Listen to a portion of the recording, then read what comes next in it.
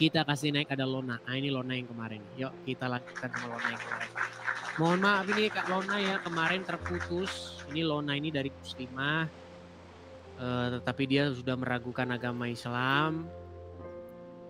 Mohon maaf kemarin terputus ya Lona ya. Kita lanjutkan lagi nih Lona. Silakan Lona nyalakan kamera.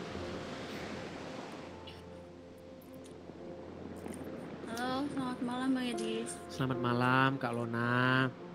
Lona, saya heran sama kamu setiap naik kok gelap-gelapan terus sih Lona. Pencahayaannya segini Bang Edis. Bukan karena itu. Karena Anda ini, saya ngelawan cahaya. Coba cahayanya yang ke muka. Jangan cahayanya yang ke saya. Nah, tuh. Ini kok kedip-kedip macam mana? Nah, hop, gini, dah mantap gini. Lona, kemarin kita membahas surat An-Naba ayat 33. Di mana Allah menjanjikan kepada orang-orang yang beriman, kepada orang-orang yang bertakwa, bahwa mereka akan diberikan gadis-gadis yang berdada montok. Betul? Iya. Oke. Sehubungan kamu sebagai orang muslim, sebagai muslimah, apakah kamu mau diberikan gadis-gadis montok? Tidak mau kan? Tidak. Iya, karena surganya muslim itu hanya bagi pria saja. Jadi sebenarnya Lona, kalau kamu belajar agama Islam, Islam itu adalah sebuah kumpulan orang-orang pria yang kerjanya itu menjarah, mengambil harta rampasan. Itu ada ayatnya dalam Quran. Jadi makanya sholat Jumat, kamu tahu nggak kenapa sholat Jumat itu nggak ada perempuannya? Tidak tahu saya. Itu mereka kumpul-kumpul, yang kampung mana yang mau diserang? Suku apa yang mau kita hantam dan harta jarahan mana yang mau kita angkut ke sini itu. Makanya perempuan gak ikut. Karena perempuan gak ikut berperang. Jadi kalau betul-betul kita belajar sejarah agama Islam, Jumatan adalah waktu berkumpul orang-orang dipanggil untuk berjihad. Saya pelintir aja kata-katanya karena kata-kata itu berbahaya kalau diucapkan. Tahu kan maksud saya berjihad? Tahu? Iya. O-nya diganti A. Iya. Nah, jadi dulu Islam itu kayak begitu kerjanya, jihad. Gitu. Kerjanya mereka ngambil harta orang. Muhammad tuh kerjanya kayak begitu. Kalau itu Bang Edis apa namanya yang budak-budak kayak gitu maksudnya? Iya, budak-budak perempuan juga diambil. Jadi mereka itu kerjanya menyerang kampung. Harta rampasan dia diangkut, wanita-wanitanya diangkut jadi budak-budak tawanan. Nah budak-budak itu halal itu bagi Muhammad itu. Itu kelakuan Muhammad tuh kayak begitu. Banyak orang Islam nggak tahu itu. Itu kelakuan Muhammad kayak begitu. Berat saudara. Nggak tahu makanya saya bilang orang Islam masih Islam karena dia nggak tahu dia Islam. Kalau dia tahu tentang Muhammad, dia meninggalkan agama itu.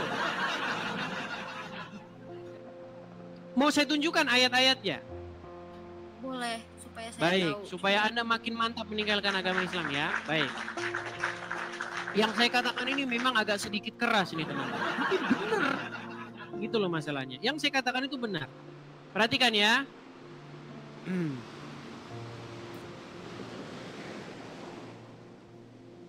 Bentar, saya tunjukkan ayatnya.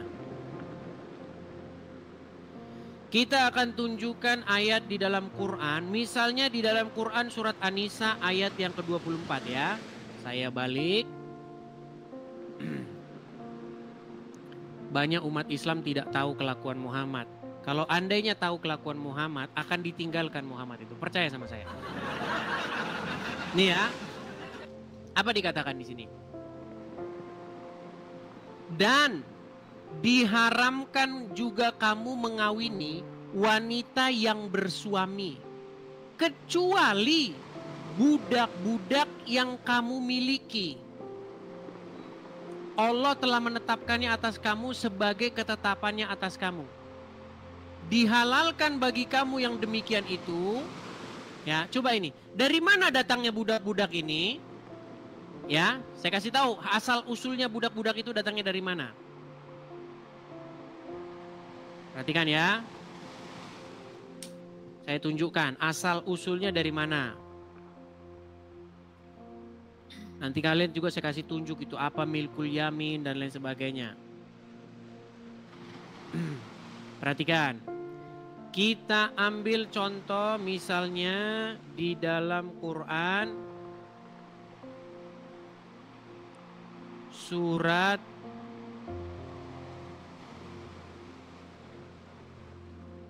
nih ya, Al-Anfal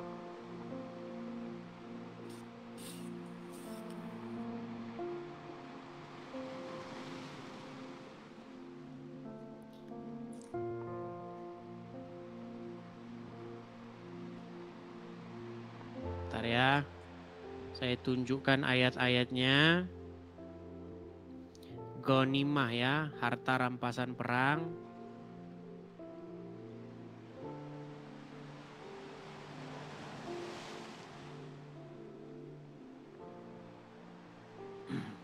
Sabar.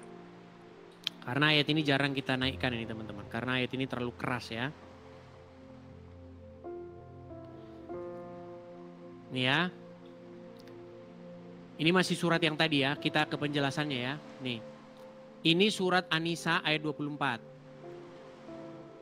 Diharamkan juga bagi kamu menikahi perempuan-perempuan yang bersuami, kecuali hamba sahaya perempuan, ini tawanan perang. Maksudnya hamba sahaya itu perempuan itu dari mana dapatnya? Dari tawanan perang. Yang kamu miliki sebagai ketetapan Allah atas kamu. Jadi misalnya ada satu kampung nih, ya kan? Ada satu kampung. Kampung itu misalnya diserang oleh Muhammad. Oke? Nah, harta dari kampung tersebut akan diangkut beserta dengan wanita-wanitanya. Nah, inilah yang dimaksudkan itu. Jadi Muhammad itu mendapatkan perempuan-perempuan dari hasil dia berperang. Nah, makanya dikatakan ini boleh dikawini nih sekalipun mereka ada suaminya. Nih, diharamkan bagi kamu menikahi perempuan-perempuan yang bersuami kecuali hamba sahaya perempuan, tawanan perang yang kamu miliki sebagai ketetapan Allah atas kamu. Oh. Pekerjaan Muhammad itu, dia itu hidup dari kayak begini. Muhammad itu hidup dari menjarah. Ini memang keras ini. Coba dari mana nafkah Muhammad didapatkan? Dari berjihad. Dari jihad, nafkah dia itu didapatkan dari jihad. Dan orang muslim banyak gak tahu itu. Nah, berapa harta rampasan perang yang didapat Muhammad? Nih, saya tunjuk. Apakah Muhammad seorang yang miliarder kaya raya dari hasil menjarah nih? Saya kalau saya baca ayat Quran nanti nggak percaya, Anda nggak percaya. Saya akan buktikan itu Ustadz yang ngomong. Pak Ustadz, dari mana Muhammad menghidupi dirinya dan istrinya yang banyak itu? Dari mana dia dapatkan? Perhatikan, ya. Berapa miliar yang didapatkan oleh Muhammad? Perhatikan. 1000 kali 50.000 keping 212 miliar 500 juta. Harta rampasan perang Badar 212 miliar 500 juta. Berapa jatah Nabi? Wa'lamu annama ghanimtum min syai'in fa inna lillahi khumusahu. Ketahuilah bahwa harta rampasan perang maka Nabi dapat khumus. Khamsah 5. Khumus 1/5. 1/5 itu berapa? 20%. Kalau 200 miliar 20%-nya berapa? Lebih kurang 40 miliar. Bayangkan ayah kita punya duit 40 miliar. 40 M dia dapat tuh 40 M. Abdul Somad udah ngomong tuh, bayangin lu kalau bapak lu punya duit 40 miliar. Lu jangan-jangan mata lu udah nggak lihat lagi ke bawah. Lu kalau jalan udah begini nih. Mata lu ngeliat ke sono terus. Dari mana Muhammad hidup? Adakah dia melakukan aktivitas-aktivitas yang normal? Muhammad hidup dari memimpin sekelompok orang yang menyerang orang lain itu. Saya akan mempertanggungjawabkan omongan saya itu. Silahkan kalau yang tidak terima dengan pernyataan saya, bikin laporan ke Mabes Polri, bikin. Muhammad hidup dari jarahan perang. Dari menjarah dia hidup itu. Makanya laki-laki di muslim itu kalau dipanggil berjihad itu mereka harus meninggalkan pekerjaannya. Apakah kalian lebih menyukai pekerjaan-pekerjaan yang demikian? Itu dikasih kerjaan yang paling gampang. Makanya kalau dipanggil berjihad tidak mau, murka Allah, itu murka dalam Al-Quran. Itu yang barusan dari Al-Quran langsung. Al-Quran dong. Ghanimah itu dari Al-Quran. Ghanimah itu dari Al-Quran. Yang dibacakan Muhammad itu dari Al-Quran. Yang dibacakan Abdul Somad. Nih ya, kalau kita mau nih ya. Bentar ya. Nih, kita akan lihat kan. Ini pernyataan dari seorang ustadz dan Anda tidak mungkin meragukan statement dia ini ya. Saya akan putarkan, pasti kalian tahu ini suara siapa. Ini seorang ustadz yang sangat ternama dan terkenal. Ilmunya pasti jauh di bawah Islam-Islam yang kerunyuk-kerunyuk yang ngomong ini. Perhatikan apa kata dia. Di Kalibata City, waktu saya ngisi taklim di sana. Ustadz, bentar ya. Bagaimana pendapat Ustadz bila ada orang-orang Nasrani yang mengatakan Islam itu diekspansi dengan pertumpahan darah, dengan jihad? Dan bagaimana pendapat Ustadz juga dengan masalah poligami? Mereka menghardik masalah poligami. Itu subhanallah, saya bicara hampir 45 menit mungkin hanya menjawab pertanyaan ini. Waktu itu saya bilang, kalau seandainya ada orang Nasrani, Yahudi, semua orang kafir yang mengatakan kepada Anda Islam dikembangkan, diekspansi dengan perubahan darah, katakan iya. Memang iya. Karena banyak orang Islam, subhanallah, kayak orang yang ketakutan kalau dikatakan Islam itu disebarkan dengan pedang. Saya katakan ikhwas sekalian, memang Islam dikembangkan dengan pedang. Jihad itu dikumandangkan memang dari dulu. Tuh. Jadi dulu Islam tuh kayak begitu. Muhammad itu kerjanya memimpin sebuah kelompok, kemudian membawa pedang, kemudian menyerang. Kalau kamu tidak masuk Islam, selesai kau, selesai. Itu kata Muhammad.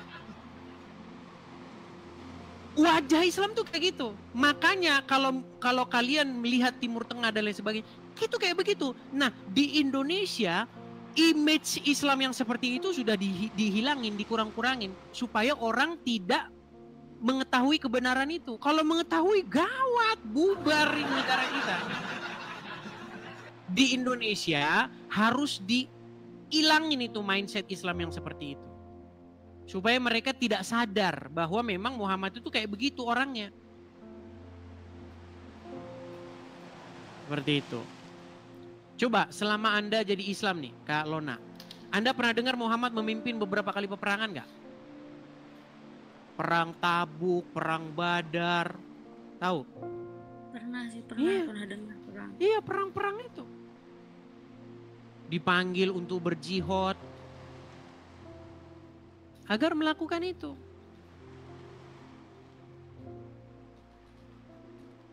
Saya tunjukkan lagi satu hadis ya, nih. Bagaimana wajah atau kelakuan atau karakter Muhammad. Jadi kalau ada orang gambar Muhammad yang mukanya bawa pedang begini terus mukanya serem, karena dia baca ini. Mungkin perkataan saya ini terlalu keras, tapi memang itu kenyataannya gitu loh masalahnya. Itu faktanya. Kalau saya bilang begitu, memang banyak akan melukai orang Islam. Saya mohon maaf yang sedalam-dalamnya. Dari hati saya yang paling dalam, saya mohon maaf. Saya tidak sama sekali berniat ingin menyakiti hati Anda.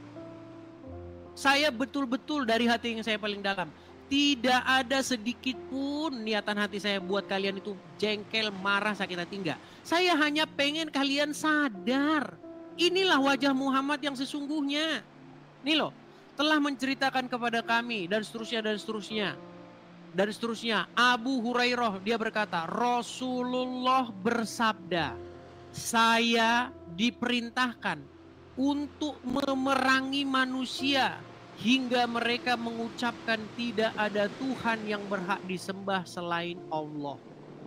Apabila mereka mengucapkannya, maka mereka telah menghalangiku untuk menumpahkan darah dan merampas harta mereka. Ini hadisnya nih. Nih, bab aku diperintahkan untuk memerangi manusia hingga mengucapkan syahadat. Sunan At-Tirmizi ini. Ini bukan saya ngarang-ngarang ini. Bawa saya ke Mabes Polri kalau saya ngarang-ngarang ini. Inilah wajah Muhammad yang selama ini kalian tidak pernah tahu. Bahwa dia hidup dari jarahan perang. Barang siapa yang masuk Islam selamat, selamat. Kalau nggak masuk Islam, hati-hati nih kata Muhammad. Apabila mereka mengucapkannya, maka mereka telah menghalangiku untuk menumpahkan darah dan merampas harta mereka.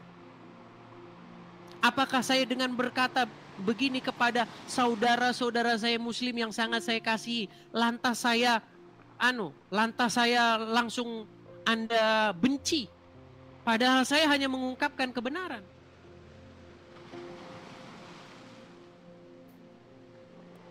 Coba. Bagaimana Anda mengatakan kepada kami bahwa Yesus kami di dalam Injil kami menubuatkan orang semacam itu?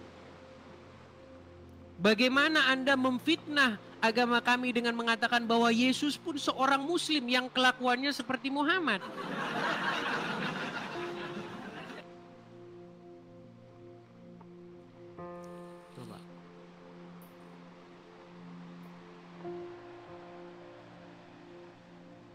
Seperti itu kan?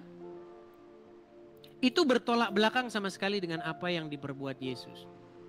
Yesus ketika berdakwah, ketika memberitakan Injil bersama dengan murid-muridnya, tidak pernah bawa golok buat ngancem-ngancem orang. Lu jadi pengikut gua nggak lu? Lu jadi pengikut gua nggak? Awas lu ya. Gak ada. Gak ada. Bahkan apa yang terjadi kepada Yesus? Dia tidak melakukan perlawanan terhadap orang yang menganiaya dia. Sampai dia disalibkan, tidak pernah Yesus mengayunkan pedang untuk membela dirinya. Pernahkah Yesus mengayunkan pedang terhadap orang-orang yang ingin menyalibkan Yesus? Enggak.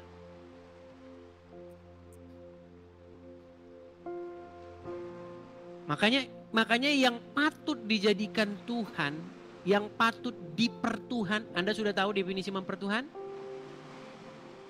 Iya. Itu Yesus, bukan Muhammad.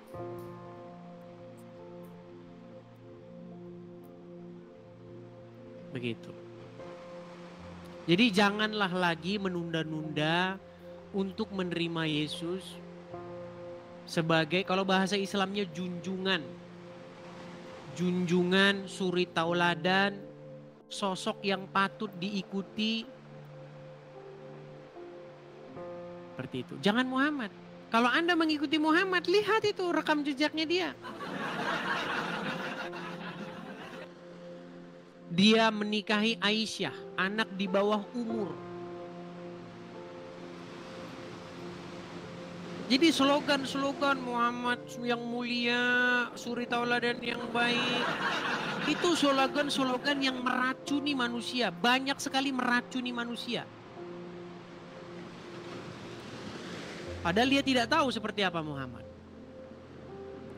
Cuman kadang saya waktu ngomong begini, banyak orang tersinggung dengan saya. Banyak orang, sebenarnya saya nggak mau ngomong begitu loh teman-teman. Saya nggak mau ngomong begitu. Biarlah mereka begini. Tapi ketika kalian mengait-ngaitkan agama kalian dengan kami. Abdul Somad, mau saya puterin. Ini Abdul Somad nih. Saya kan harus bicara, saya harus ambil suara untuk menjawab tuduhan-tuduhan mereka.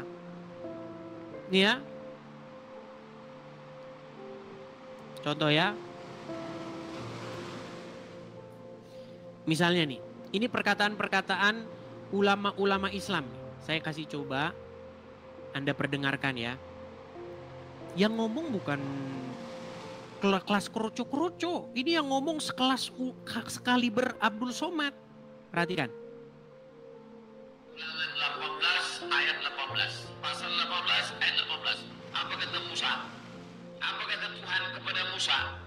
Seorang nabi akan kubangkitkan bagi mereka dari antara saudara mereka. Seorang nabi akan kubangkitkan dari mereka, dari saudara mereka, seperti engkau, hai Musa. Nanti yang akan datang di akhir zaman itu seperti engkau, hai Musa. Aku akan menaruh firmanku dalam mulutnya, sehingga kalau dia berbicara, cakapnya adalah firman. Dan dia akan mengatakan kepada mereka segala yang kuperintahkan. Kalau dia bicara, cakapnya adalah firman. Siapa yang dimaksud Tuhan di dalam ini? Apakah Isa atau Muhammad? Kita lihat. Karena tak disebutnya nama, hanya disebutnya sifat. Apa sifatnya? Kubangkitkan bagi mereka saudara mereka. Saudara Musa. Berarti Isa. Kata orang yang melihat nasab Isa. Naik ke atas, dekatnya ke Musa. Ya intinya nanti kalian baca sendiri. Intinya begini, banyak ulama-ulama Islam yang menempel-nempelkan agamanya itu ke dalam Bible, ke dalam Taurat, ke dalam Injil. Zakir Naik berbuat yang sama. Dia ceramah keliling Indonesia, dikawal oleh kepolisian, disambut oleh Wapres pada waktu itu Yusuf Kala. Yang dibahas apa? Kristen. Di dalam Injil Yesus menubuatkan Muhammad. Yesus itu seorang Muslim. Nah, klaim-klaim yang terus-menerus seperti ini bertahun-tahun, ya kan? Orang Muslim terus membahas kekristenan. Akhirnya membuat saya untuk menjawab mereka ini. Saya jawab, tapi tidak mungkin saya hanya menjawab-jawab terus. Saya counter juga. Saya bongkar tentang sosok Muhammad. Tapi ketika saya mengatakan begitu, banyak orang Islam tersinggung. Terhadap hal itu saya mohon maaf. Saya terpaksa melakukan ini karena ulama-ulama kalian. Walaupun kadang kata-kata saya menyakitkan hati kalian, saya mohon maaf. Tapi memang itu kan yang tertulis dalam Al-Quran, bahwa Muhammad hidup dari situ. Muhammad hidup dari jarahan perang, dari berjihad kerja dia. Memimpin pasukan, menyerang orang Khaybar, menyerang kaum Yahudi di sini, menyerang ini, dan dia mengambil harta jarahan dari sini.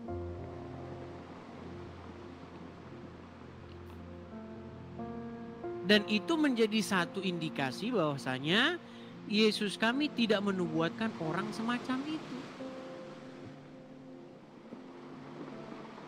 Seperti itu. Jadi begitu ya kalau dan teman-teman Muslim yang lain, kalau yang nonton merasa tersinggung nanti kalau saya bilang begitu, kamu ngomongnya begitu loh. Lagi pula yang saya katakan benar kok. Apakah yang saya katakan bukan merupakan fakta? Coba kalau misalnya yang saya katakan itu fitnah, saya akan menyerahkan diri saya ke Mabes Polri kalau yang saya katakan itu fitnah. Naik Islam ke sini, tunjukkan kepada saya. bahwa yang saya katakan itu fitnah. Bahwa Muhammad hidup dari harta jarahan perang itu. Abdul Somad udah hitung 40 M dia dapat gimana? Yang ngomong Muhammad dapat bagian 40 miliar Abdul Somad.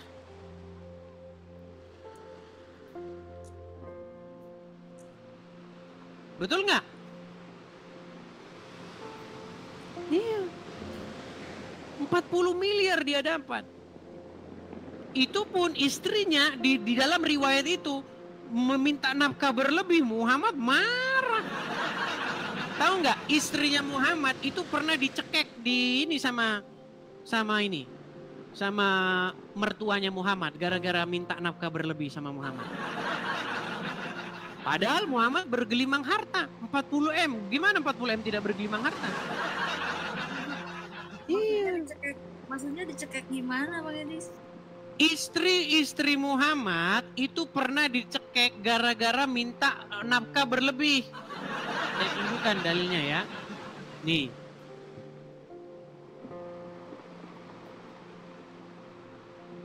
Bentar ya.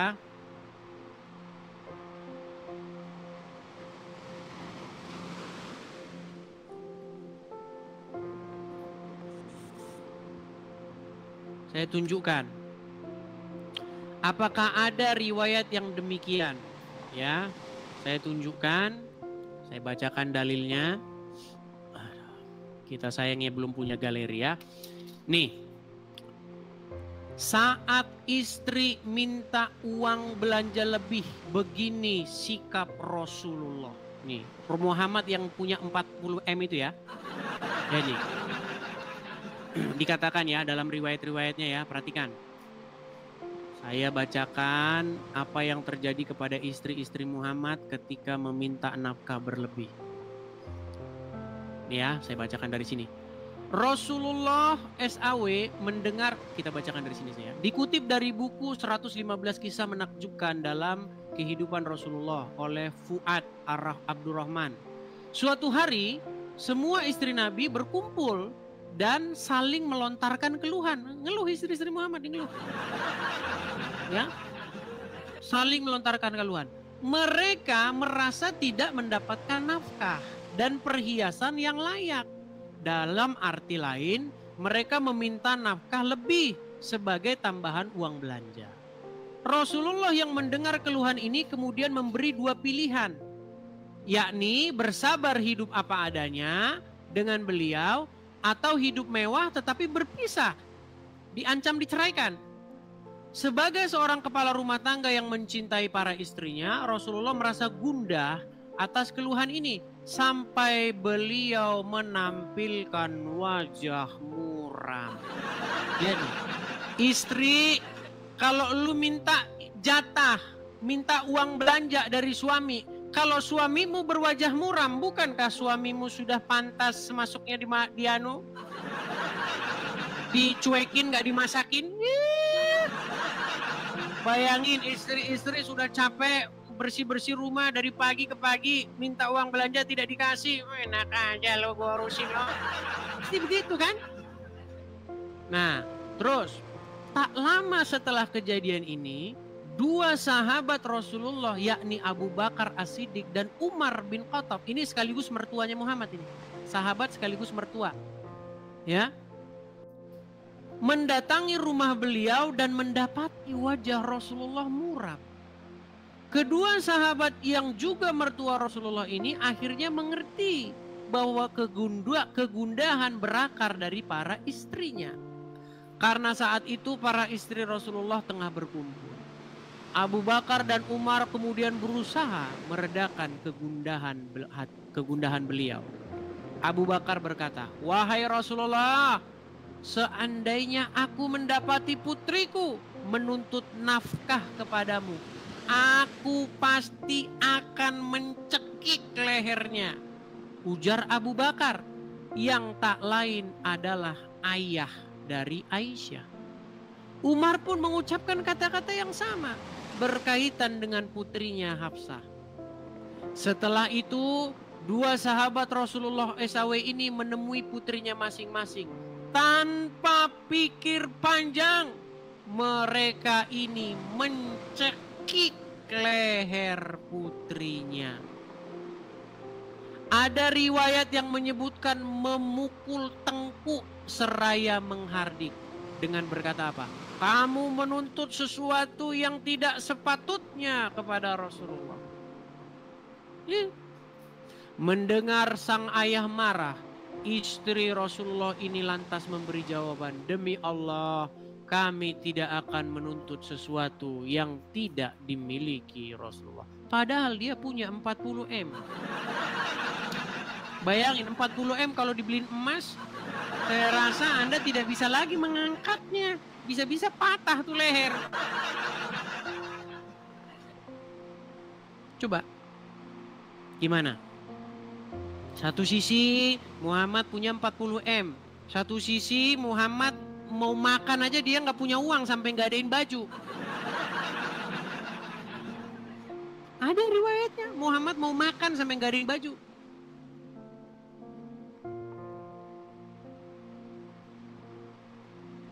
Jadi setelah saya pelajari agama Islam memang begitu. Agama Islam itu memang dikarang-karang sesuai kebutuhan pendengar. Kalau pendengar ingin melihat hidup Muhammad yang kaya raya, Muhammad punya 40 miliar. Kalau pendengar ingin mendengar kisah Muhammad yang hidup bersahaja, tidak punya apa-apa, hidup sederhana, Muhammad mau makan saja harus menggadaikan baju perang, sampai sekarang belum dibayar sama Muhammad. Utangnya Muhammad tentang baju perangnya itu belum dibayar sampai sekarang, sampai dia meninggal.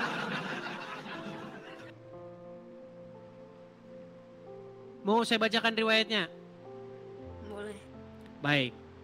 Saya akan tampilkan ya bagaimana kisah Rasulullah yang dia untuk makan saja dia tidak mampu. Tapi diriwayatkan istrinya banyak. Bagaimana ada orang beristri banyak tapi makan saja tidak mampu? Nggak masuk akal, cerita-ceritanya nggak masuk akal. Kisah Rasulullah gadaikan baju perang kepada Yahudi untuk beli makan. Perhatikan, nih apa dikatakan di sini? Rasulullah nih dikisahkan dalam sebuah riwayat Rasulullah memakai 2 baju pelindung pada saat perang Uhud. Baju beliau terasa berat hingga Rasulullah tidak sanggup naik ke tempat yang lebih tinggi. At-Tirmizi dalam Syama'il Muhammadiyah mencatat nih bahwa Nabi memiliki 2 baju pelindung dan seterusnya dan seterusnya. Tohlah membantu dan seterusnya nih. Nah, baju perang Rasulullah tersebut pada akhirnya digadaikan kepada Abu Syam. Abu Syam adalah seorang Wahyudi. Rasulullah menggadaikan baju perang tersebut untuk membeli makanan pokok. Baju perang itu tidak bisa ditebus Rasulullah hingga beliau wafat.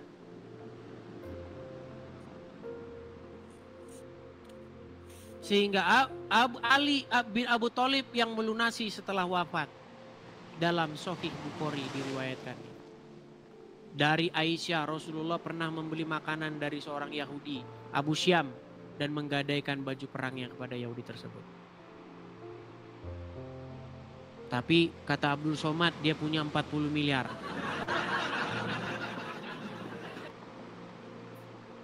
Coba, makin Anda pelajari makin masuk akal nggak agama Islam?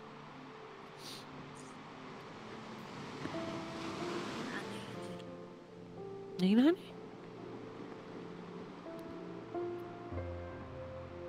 Nah, kepada orang-orang yang mengatakan kepada saya, Bang, kok kamu urusin sih Bang? Ya karena ulama-ulama kalian. Seandainya ulama-ulama kalian tidak berbicara tentang kekristenan, tidak mengusik-ngusik atau mengait-ngaitkan dirinya dengan kekristenan, saya masa bodoh taing lah sama kalian, masa bodoh, ngapain saya urusin? Begitu. Bagaimana Lona? Sudah makin mantap ingin meninggalkan agama Islam? On proses kayaknya.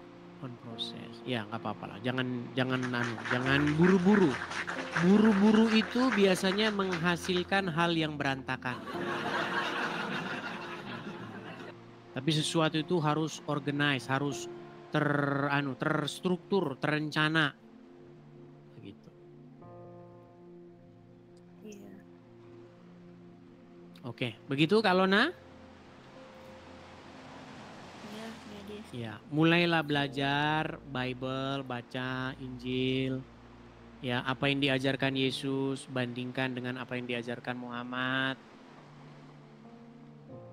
Apa kata Yesus? Jangan membalas orang yang berbuat jahat kepada kamu. Apa yang diajarkan Muhammad? Beda, sebaliknya. Iya. Hendaklah orang-orang kafir itu mendapati kepadamu kekerasan. Ya. Kalau bertemu dengan orang Yahudi Nasrani, pepet mereka, desak mereka, jalan yang sempit.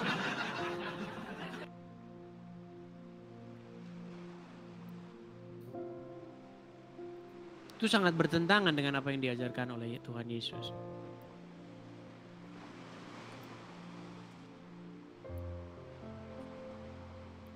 Pernah, jadi dulu orang Yahudi ini juga ada penyakit-penyakitnya seperti ini.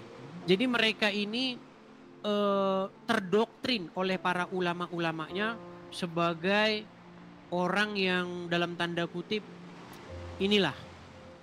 Dan mereka menganggap orang Samaria itu sebagai bangsa yang layak mendapatkan hukuman apa segala macam. Nah, Yesus pernah mengemukakan satu perumpamaan ya, perhatikan ya.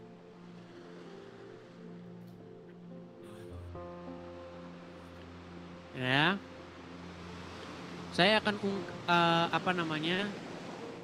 bacakan sebuah perumpamaan mengenai tentang orang yang dirampok ya. Bentar ya.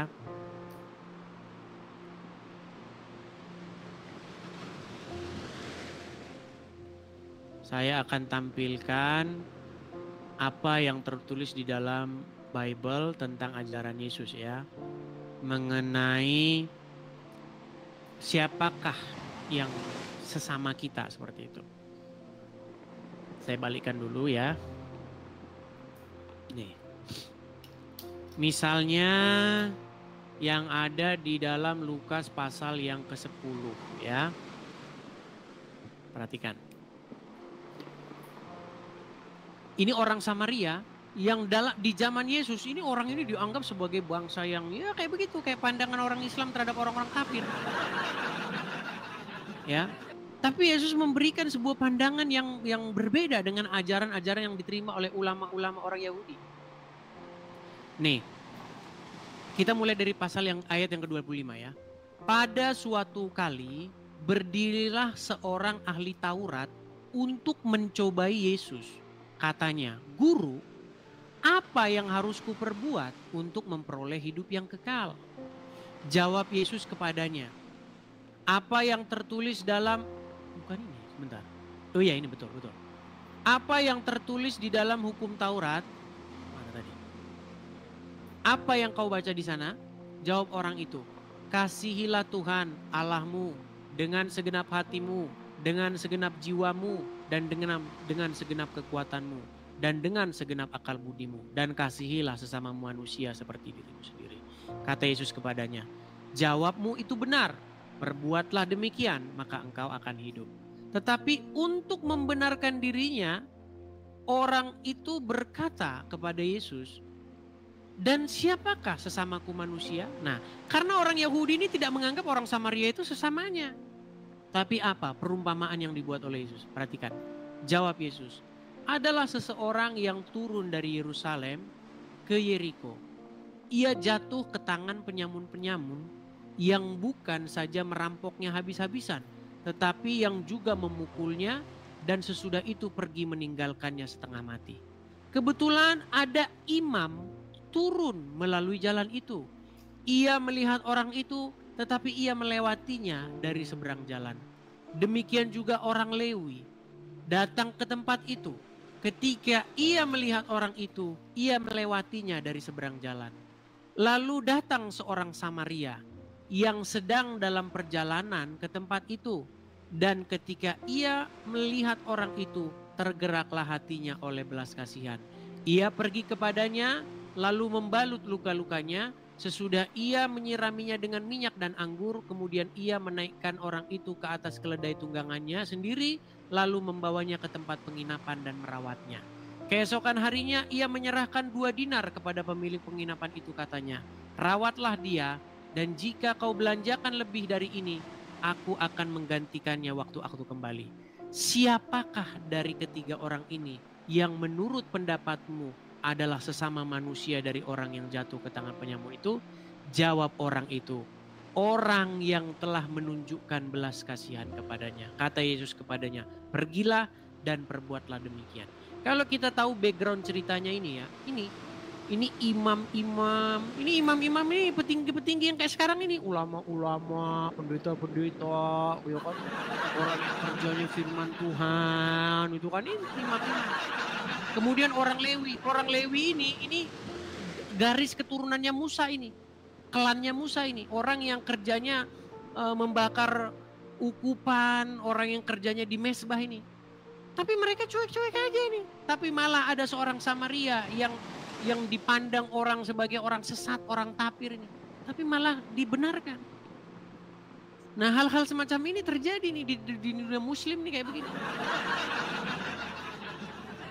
Makanya kalau ada ustadz ceramah, walaupun orang berbuat jahat setengah mati, jahat sejahat-jahatnya, kalau dia muslim masuk surga.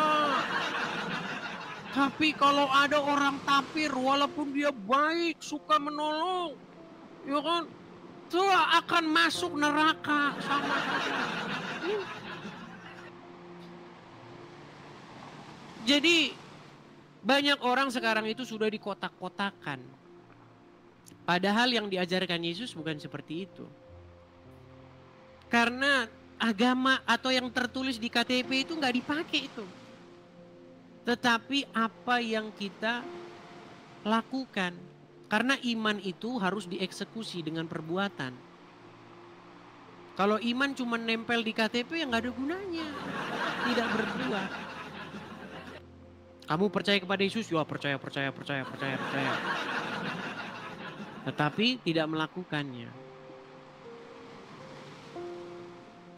Seperti itu.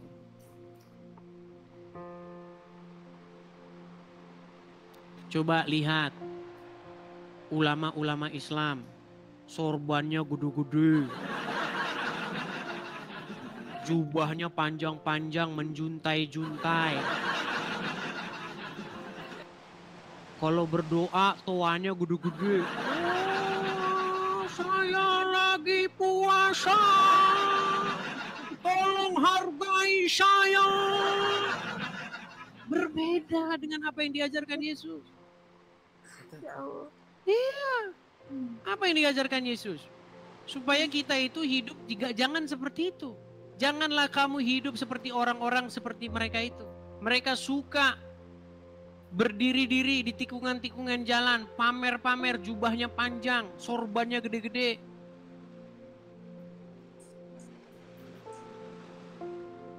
Dan menunjukkan kepada orang. Beda kata Yesus. Kalau kamu berpuasa, janganlah orang tahu kalau kamu itu berpuasa.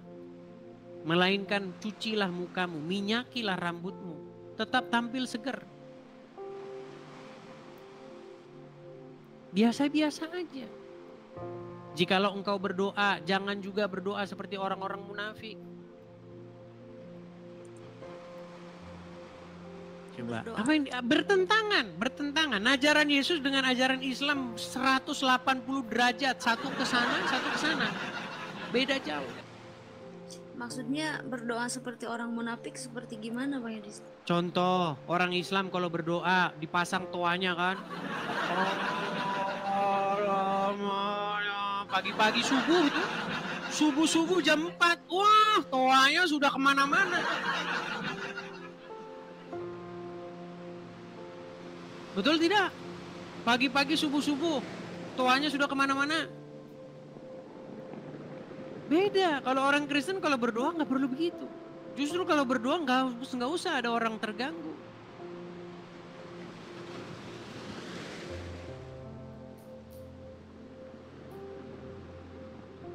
Orang Islam kalau berdoa, di situ dia berdoa, di situ yang sakit jantung meninggal. Iya, karena dibikin 5 toanya. Itu pun toanya bikinan tapir lagi. Mending kalau toanya bikinan mereka sendiri.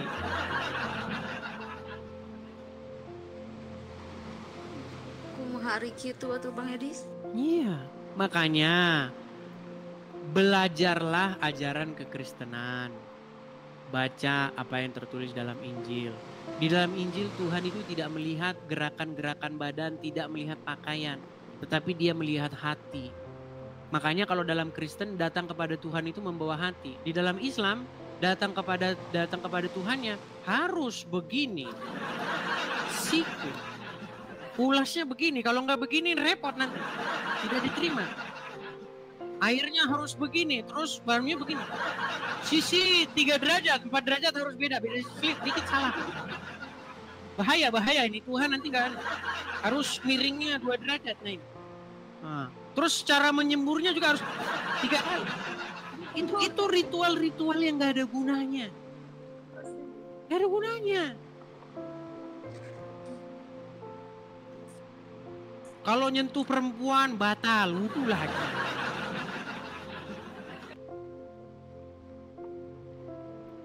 Apakah perempuan itu disamakan dengan apa? Dengan kenajisan?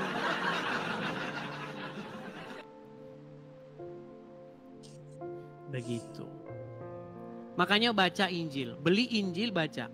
Di situ tentang riwayat hidup Yesus. Apa yang diajarkan oleh Tuhan Yesus, bagaimana dia memandang orang yang berdosa. Pernah suatu kali Yesus duduk makan. Yesus makan bersama dengan para pemungut cukai dan para pendosa. Iya. Makanya yang dilakukan Yesus itu bertolak belakang dengan apa yang dipahami oleh ulama-ulama. Ada ulama-ulama Yahudi waktu itu. Guru, mengapa kamu makan dan duduk bersama pemungut cukai dan pendosa? Yesus mengungkapkan satu perumpamaan. Baca perumpamaan-perumpamaan yang diajarkan oleh Yesus. Kalau zaman sekarang, bahasa zaman sekarangnya. Guru, gimana sih lu kalau nongkrong-nongkrongnya sama orang-orang tukang minum-minum sih nongkrongnya? Gimana sih? Itu kalau bahasa zaman sekarang. Nah kalau dalam sudut-sudut pandang agama Yahudi, orang ulama harus duduk bersama dengan orang-orang yang suci di luar. Dalamnya kan kita nggak tahu kayak apa. Tapi beda. Nih saya ungkapkan lagi perumpamaan ya. Bagaimana Yesus duduk dan makan bersama pemungut cukai.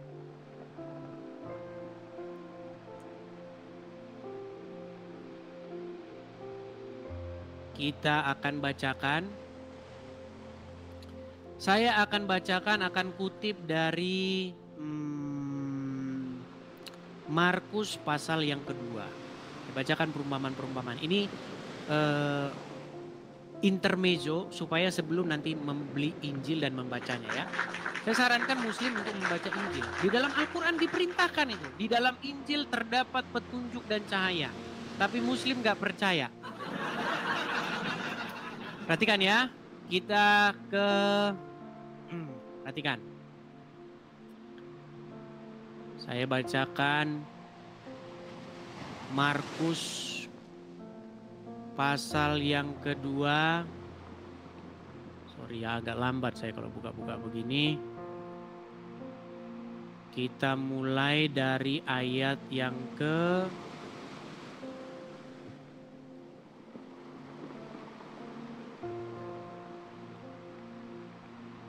sebentar, ini bukan yang di Markus ya. Ini memang ada tapi tidak selengkap yang di ini. Kita ambil yang di Lukas dan coba ya. Sebentar. Sabar ya. Lukas pasal yang kelima ya. Lukas pasal yang kelima.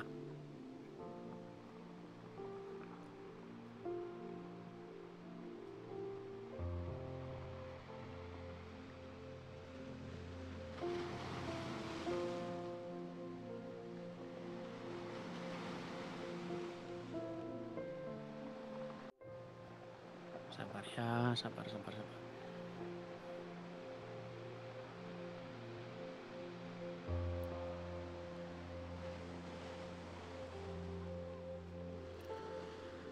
Pasal yang ke-15 ternyata. Sorry. Nih ya. Perhatikan. Lukas pasal yang ke-15. Para pemungut cukai dan orang-orang berdosa biasanya datang kepada Yesus untuk mendengarkan dia. Maka bersungut-sungutlah orang-orang Farisi dan ahli-ahli Taurat, katanya, ia menerima orang-orang berdosa dan makan bersama dengan mereka. Lalu ia di sini i-nya besar merujuk kepada Yesus, mengatakan perempuan ini kepada mereka. Siapakah di antara kamu yang mempunyai 100 ekor domba dan jikalau ia kehilangan seekor di antaranya, tidak meninggalkan yang 99 ekor di padang gurun dan pergi mencari yang sesat itu sampai ia menemukannya. Dan kalau ia telah menemukannya, ia meletakkannya di atas bahunya dengan gembira. Dan setibanya di rumah, ia memanggil sahabat-sahabat dan tetangga-tetangga serta berkata kepada mereka, bersukacitalah bersama-sama dengan aku sebab dombaku yang hilang itu telah aku temukan. Aku berkata kepada kamu, demikian juga akan ada sukacita di sorga karena satu orang berdosa bertobat lebih daripada sukacita karena 99 orang benar yang tidak memerlukan pertobatan. Beda kan? Beda. Kalau menurut ulama-ulama, jangan nongkrong. Biarkan mereka itu binasa. Biarkan mereka itu tapir-tapir itu. Biarkan mereka itu merujuk pada kesesatan. Ya. Ini banyak, makanya beli Injil, baca sendiri nanti di rumah, ya. Pengajaran Yesus ada semua di situ. Kalau nggak perlu belilah, install saja. Kan ada di Play Store. Iya, sekarang sudah nggak perlu lagi beli Injil kayak Uncup PA. Teman-teman, mari kita mengadakan musab Quran. Bilang sama Uncup, zaman sekarang sudah zamannya paperless, tanpa kertas.